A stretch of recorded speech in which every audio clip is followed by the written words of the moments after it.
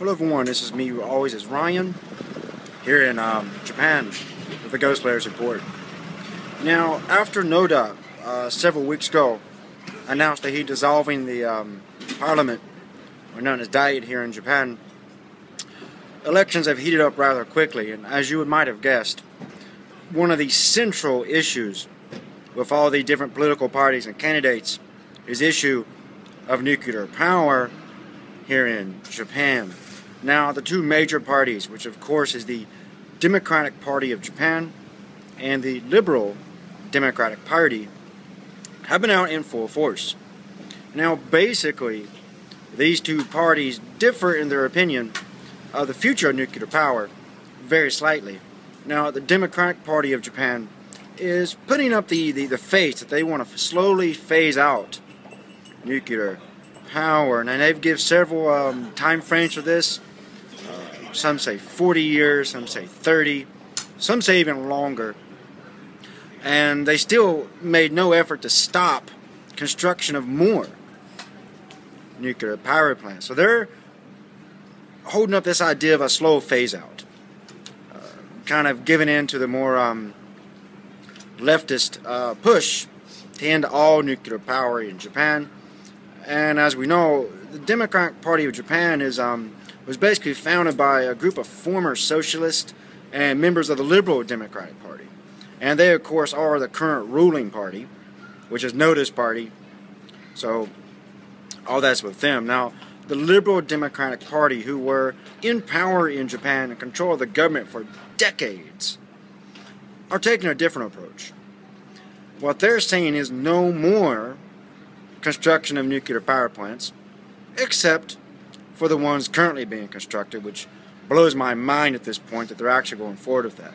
They want to say keep what we have now and stop doing more nuclear power and research and look for alternatives, but Japan should never completely abandon nuclear power.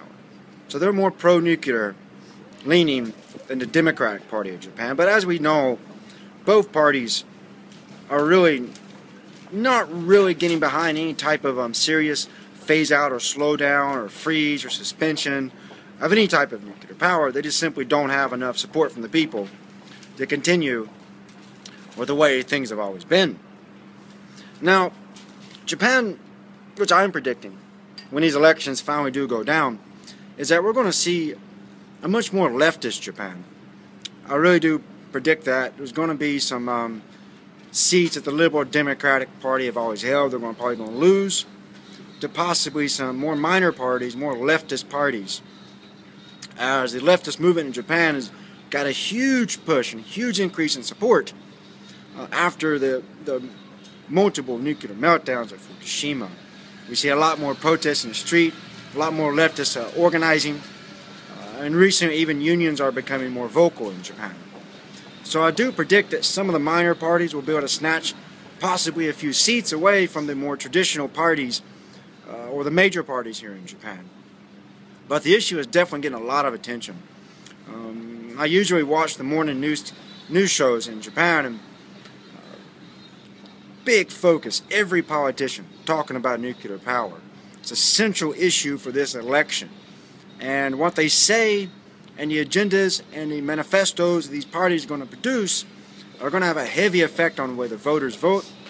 We're also expecting a higher than normal voter turnout for this upcoming national election here in Japan. So right now things are extremely politically hot, especially in Tokyo, which is where the central government lies.